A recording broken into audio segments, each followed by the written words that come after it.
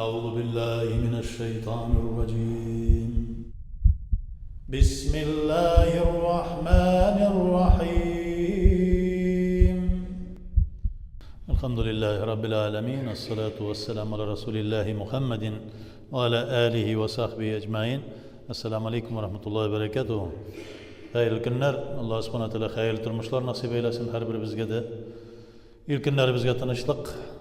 Gaylelerimizge bereket, tenlerimizge sağlık, selametlik, köngüllerimizge Allah Teala'nın İslam, iman, mağrifet nurları bilen nurlandırıp her birimizin de süyüklü bir takva bendeleri bulubuz nasip etsin. Çünkü Allah subhanahu wa ta'ala'nın şu bir takva, bir süyüklü bendeleri buluğu nişatlık. Bu dünyada Allah Teala rızalığı için yaşav nişatlık. Dünyada dünya için yaşav nindi kaygı hasret. Dünyada dünya için yaşayan kişilerin bəxtsizler. Dünyada ahiret için yaşayırız.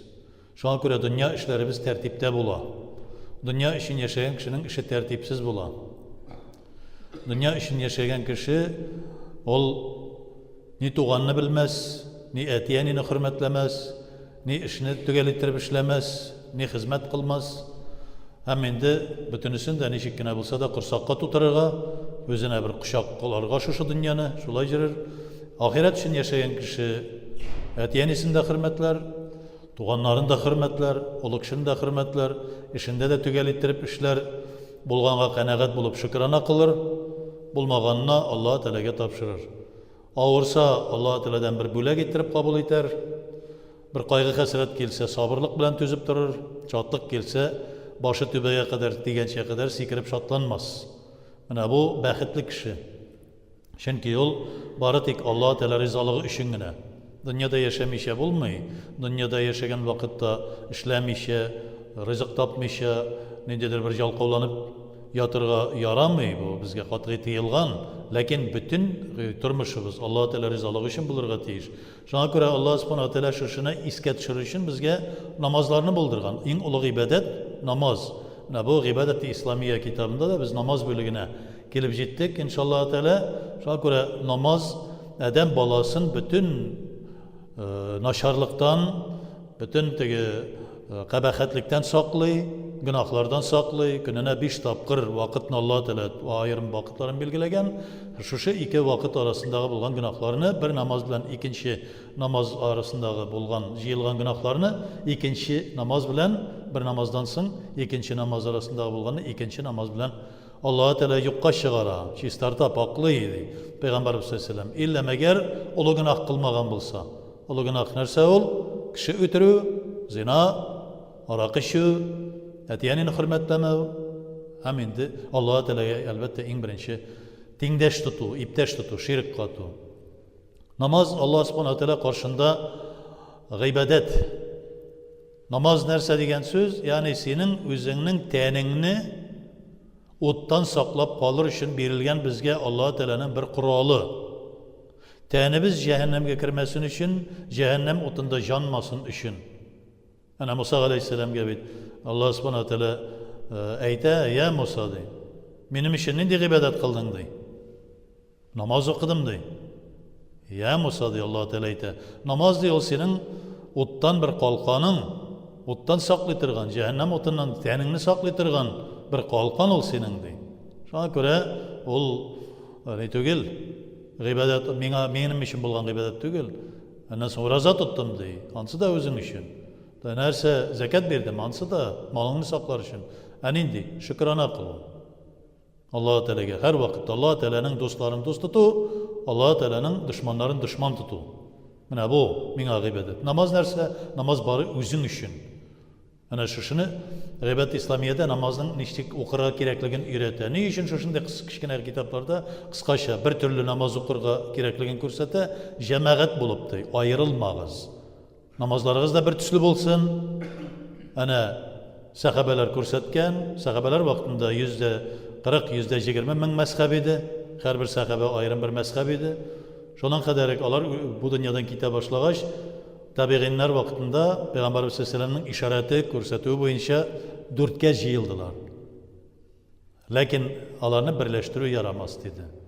Her birisinin özünün ayrım rəvişdə namazını Qur'ondan ham hadisdan izlab topib, shu oyatlarga, hadislarga tayanib namozni qildiralar. Ham endi bizning Hanafi mazhabida eng birinchi oyatga tayaniladi. Ikkinchisi namoz masalasına kelganda da sahih hadisning mutawatir yoki sahih hadisdan da ko'pchilik sahaba söylegan hadislarni olinadi. Zayıf hadislar kullanılmay, mesela Şafii mazhabındagi kibik ahad hadislar kullanılmay, Hanbali mazhabındagi kibik zayıf hadislar kullanılmay bizning. Bu andis hadislarni kullanıla, bari tek başka türlü bulmagan vakittagina, yani bir şunday bir dalilin tapmagan vakittagina kullanıla Hanafi mazhabında. Şuna göre qaybirlari yolg'ishibdagi Hanafi mazhabında Qur'onga hadisga tayanmaydigan so'zlar yolg'on, nodonlik orqasida kelib chiqqan narsa ham nindidir boshqa ravishda boshqa ibodatlarda sen Hanafi mazhabında bo'lib da namozingni boshqa mazhabcha o'qiding esa namozing batil bo'lishi mumkin. Batil degan so'z qabul etilmayi mumkin. Chunki aniqin boshqa mazhabni sen tugal o'rganirga tegish. Bütün turushlaring ol vaqtda sen boshqa bir ibodatni de shushining bo'yinchagina o'qiysan. Masalan, endi bizning bu yerda ibodat islomiyati albatta Hanafi mazhabi bo'yicha. Ham endi biz bu yerlikda Hanafi mazhabi ahllari shuna ko'ra biz shunga o'rganamiz. 2 raqatli namoz o'qiravishdi. 2 raqat namoz ishida 2 qiyam, 2 rukuq, 4 sajda ham bir qoida bor. Qiyam oyoq ura turuv. Allah Teala karşına basıp ayağa ura basıp durabız. Qiyam deb ataladi. Rukuq bel bilan bugülü, beldan bugülü. Allah Teala karşında qullug'imizni ko'rsatamiz. Sajda tizlanib mang'ayni namozlikqa yerga tegdiruv. Qoida o'tiruv deganni anglatadi. At-tahiyatda o'tirgan kibik tiz ustida o'tiruv. Bunisi qoida deb ataladi. 2 raqatli namozni o'qirga yig'ingan kishi namozga kirishganda boshda niyat qiladi. Ko'ngildan qilsa da til bilan azrak so'zlarni qabatlab aytsa xayrli, tag'inda xayrli. Ko'ngildan aytsa bizning ko'ngildan niyat ko'ngildan bo'ladi bizda. Ondan so'ng qo'llarini ko'tarib bosh barmoqlarining shosha yumshoqlarini quloq yumshoqlarini tediradi. Ya'ni ko'tarib shosha quloq yumshoqlarına qadar ko'tariladi. Qaybirlar aytalar quloq bilan bir tegiz. Yoki quloqning yumshog'ina qadar, yoki eng boshina qadar. Bular masalasini qararmiz, ne uchun shulay ekanligin, lekin Hanafi mazhabida hadisga tayanib Payg'ambarimiz sollallohu alayhi vasallam shusha bosh barmog'ining yumshog'ini quloqining yumshog'ina tiydirar edi. Iki qo'linda ko'tarib Allohu akbar deb aytadir edi. Chunki bu Ka'batullahga taba shusha ibodatning bir belgisi. Qo'llarimizni, uch tabanlarimizni Ka'batullahga taba yo'naltamiz, qiblaga taba shunga ko'ra bosamiz. Shundan so'ng takbir ayta, ya'ni qo'llarin bog'lab degan so'z, o'ng qo'li bilan so'l qo'lini tutib, shusha bilazigidan 2 barmog'i bilan ham shulay tutib kindik ostına qo'ya, bog'lab qo'ya. Ne uchun kindik ostına? Chunki bütün hadislar ko'pincha illa magar ahad hadislar 1-2 hadis var. Qolgani yuzlagani butunisi de kindik ostida. 1-2 hadis var. Ani Şafii mazhabi qo'llana ansa kindikda, kindikning ustuna qo'yiladi, kindik ustunda. Şolay yo'q, bir hadis, 2 hadis var. Ular ahad hadislar. Alar endi qay bir vaqtda xotin qizlar qo'llanalar, ko'krak ustuna qo'yu. Onda da bilezikdan tutib, tirsakdan tutib tugil. Şolay yo'q, qo'llarini bog'lab qo'yadi, ondan so'ng sana o'qiy. Sana narsa u? Ana sana duosi Subhanakallahumma va bihamdika va tabaraka ismuka va ta'ala jadduka va la ilaha g'ayruk. Shundan so'ng a'udhu billahi minashshaytonirrojim deb Bismillahirrahmanirrahim deb Fatiha surasini, Al-Hamd surasini o'qiy, ham ondan so'ng birer sura o'qiy. Ham takbirni aytib rukuqqa ketadi. Onda 3 martaba, eng kimida 3 martaba, xayrlisi 5 martaba, ondan da ko'proq endi 7 martaba agar dayinsin, dega imom bo'lganda albatta unda 3-5 ni aytasan, ortingda xoliq tursa. Lekin jamoat bilan o'qiganda, mana qay bir vaqtlar bir yerda sunnatni o'qigan vaqtda, endi jamoat bir ritmda o'qigan vaqtda qay birlari uzun ettirib o'qiy, ham birinchi safga kelib bosadi, safni buzgandan so'ng. Uzun o'qiy. Sunnat ko'rasan, sunnatdan endi farzga qamat aytirga vaqt yetdi. Shamalab o'qirga kerak. Andi nafil namozi o'qigan kebik uzun ittirib o'qirga tilasang, uyingda o'qi nafillarni. Tunlar bo'yi bosib tur, payg'ambarimiz sollallohu alayhi vasallamning oyoqlari shortlab yorilib, ana qonlar og'ib chiqqan shaqalar bosib turib, uzun ittirib Qur'onni o'qiy. Uzun ittirib rukuqlarda turadi, uzun ittirib sajdalarda turadi. Andi nafil namozlarin raqatlanib o'qirgan mumkin, lekin jamoat bilan jamoatdan ayrilirga yaramaydi. Ul fitna bo'la. Jamoat bir turli bo'lib, sen ikkinchi turli bo'lding esa, sen fitnachi. Fitna narsa keltira, al fitnatu ashaddu min al qatl dedi Qur'onning oyati. Kishi o'tiruga qaraganda qo'rqinchliroq. Shunga ko'ra, unda 3 martaba tasbih aytilayın kiminde? Rukuqdan tasbih ya'ni sami'alloh liman hamidah deb qavmaga, qiyamga turib bosa. Akringina. Turib bosgandan so'ng qavmada bosib turganda Rabbana lakal hamd deb aytib qo'ya, onlar endi takbir aytib Allohu akbar deb sajdaga ketdi. Sajdada da 3 martaba tasbih ayta, subhana robbiyal a'la deb. Rukuqda bizning subhana robbiyal azim, bir de subhana robbiyal a'la. Ondan so'ng endi shu 2 raqatni yanda sajdani qilgandan so'ng jalsaga o'tira. Jalsa ana majlis degan so'z bor, jalis degan so'z bor, ya'ni o'tiruv deb ataladi. Tiz üstünde oturuğu, 2 secde arasındaki oturuğa celse diler. Ettehiyatga oturuda qag'ida diler. İkisi de oturuğunu anlata, lakin qag'ida ettehiyatta oturuğunu bilgirte, celse 2 secde arasındaki oturuğunu bilgirte. Şuna göre anda indi celsege oturada azrak 3 tesbih aytırlık derecedeki vakit turada biraz tinchlanib, suyaklar o'rnashib bitgancha yangadan ikkinchi sajdaga ketdi. Ham onda da 3 martaba tasbih aytib, ikkinchi sajdaning takbirini aytib, ikkinchi raqatning qiyamına turib bossa. İkinci raqatning qiyamında sana o'qilmay, A'udhu billahi mineşşeytanirracim deb aytilmay.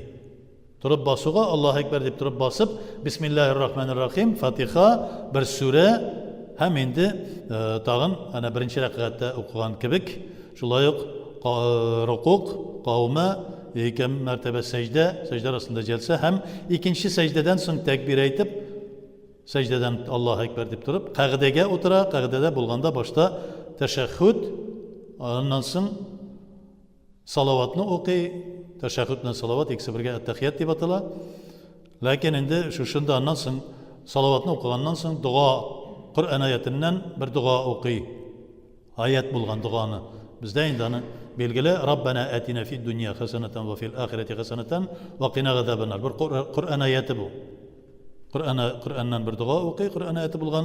Shundan boshda o'ng yoqqa salamni beradi, assalomu alaykum va rahmatulloh deb.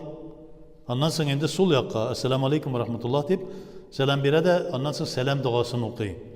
Ham endi 2 raqatli namoz ol ana bilibizcha ertangi namozning 2 raqat sunnati, ham 2 raqat farzi, ila oqshom ham yatsi namozlarining so'nggi 2 raqat sunnatlari har birisi shu ravishda o'qiladi. Shulay boshqa nafil namozlari, 2 raqatli nafil namozlari da shulay o'qira, bir nindi ayirma yo'q. Bütünsü de bütün namazlarda bir töslü. Namaz elbette mümin kişinin İslam dininin bir bayrağı, mümin bilen kafirini ayırıp turgan bir istina kebek, bir opqan kebek narsa ol. Hem mümin Müslümanның ana qabatlab aytamiz, taninin bir zakati, Allah subhanahu wa ta'ala qarşında taninin zakatın sadaqasını bera, hem Allah Teala'nın şu gazabından qutuluğunun bir şarası, iman getirgenden so'ng namozni inkar etgan kishi, yo'q kerak men namoz deb aytgan kishi kufrlikda bo'la, ya'ni kafir bo'la. Iman aytgandan so'ng iman bizning iman getirdik, biz endi inkar etmişe bilib turga tiyishmiz, shu g'ibodatga tutunirga tiyishmiz. G'ibodat bilan biz Alloh Taolaga o'zimizning qul ekanligimizni ko'rsatamiz. Ham endi Alloh subhanahu wa ta'aladan mag'firat, rahmat, ham o'zining fazl rahmatin, lutfi karamin Alloh Taoladan so'raymiz. Ya'ni bizni yuqori darajaga ko'tardi, biz fazilati, rahmati bizga Allohumma o'zining rahim shafqatingni ko'rsat. Hem endi lütfu o'zining yumshoqliging bilan ya Rabbim bizga bütün şu dunyoda izgilik bir, yengillik bir bu dunyoda. hem keremi bilen Allah subhanahu teala'nın özü kerim bulgan isminden bütün bulgan rızıklarımızı kengaytip bir ya Rabbim deyip soruyoruz. Hem Rabbena atina fid dünya hasenete ve fil ahireti hasenete ve qina azabennar. Allahu Ekber.